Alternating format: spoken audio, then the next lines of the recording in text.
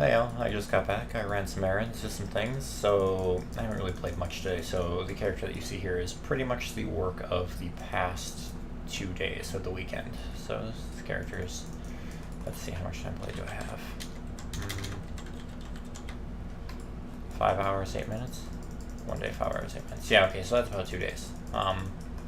And basically I've just been playing this all weekend. This is Onslaught League, this is the character.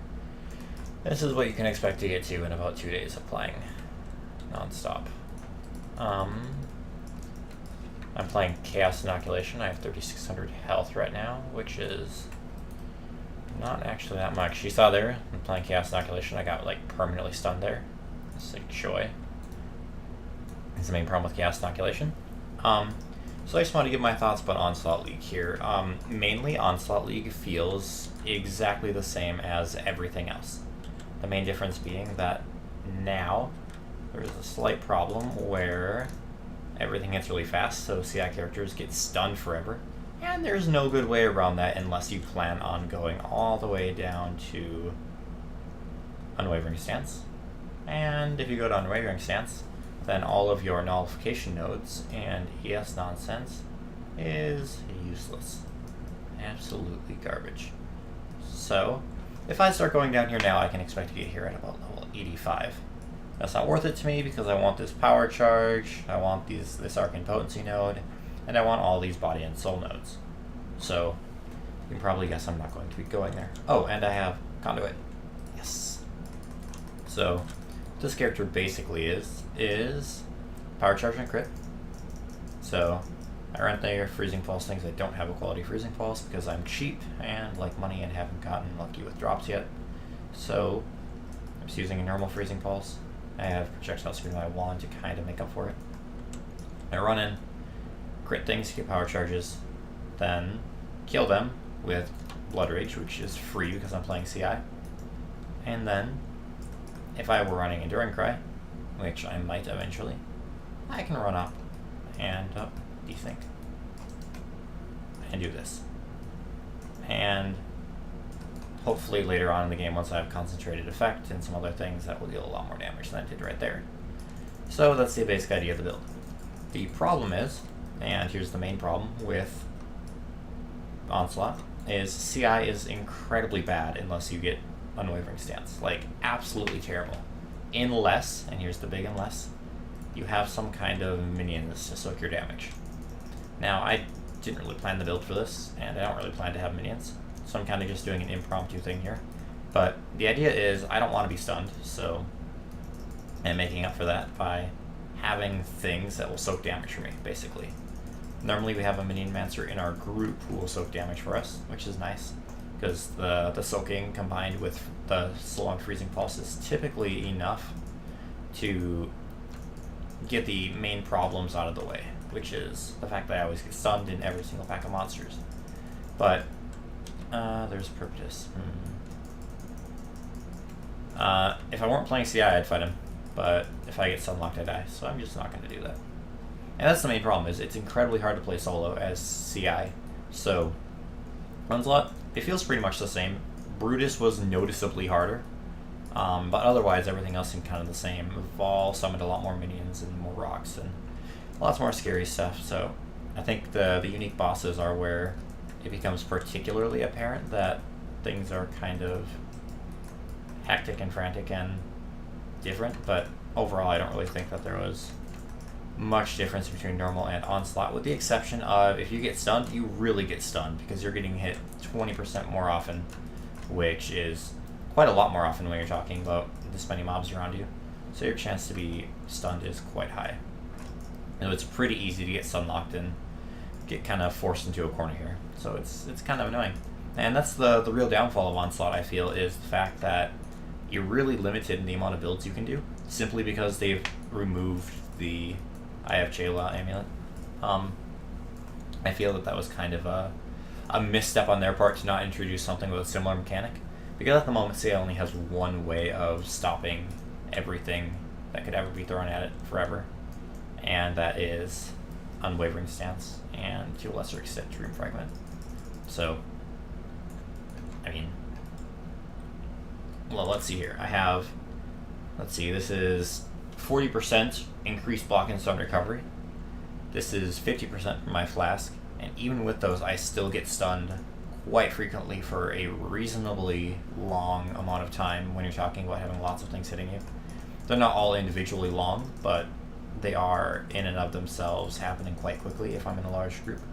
And one stun is enough to interrupt your entire cast. I've had a few moments where I've tried to like cast Discharge, and I didn't mean to cast it there, but I did. So yay, Discharge. Where like it just won't go off, and then your charges run out, because that was the reason you did it, was to stop your charges from dying. But anyways, point is, I feel that if you are going to be playing a normal life-based build on Onslaught, it plays exactly the same. If you are, however, playing a CI build and not planning in Wavering Stance, you're gonna have a pretty hard time. Short of stacking just like a huge amount of block and stun recovery, I feel that it's probably not too practical to play a CI build that doesn't necessarily get Unwavering Stance. And I feel that that really limits the builds, because I don't know, I guess I just don't like the fact that CI has such this huge vulnerability in it that you can't make up without like specifically taking out 20 points of your build to go and get these two talents. Because I'd rather get this extra power charge, I'd rather get Arcane Potency, I'd rather get Celestial Walker and all these fun things down here in this area of the tree. But at this rate I just can't, because I either need to be constantly in a party with a minion character, or kind of dolling down the build and going more defensive at the sake of everything. So it's a risk of the build, and it's one of the reasons why I don't exactly feel that CI is that good in Onslaught, just because, I mean, sure, if you have a good build that can reliably take Unwavering Stance and Iron Reflexes, because, I mean, you probably want Iron Reflexes if you're going Unwavering Stance. I think it's worth it because it allows you to run Grace, which is really, really, really good, and you can't run that otherwise, because Unwavering Stance removes your evasion. But I feel that unless you have a build that gets those two, CI is incredibly, incredibly nerfed.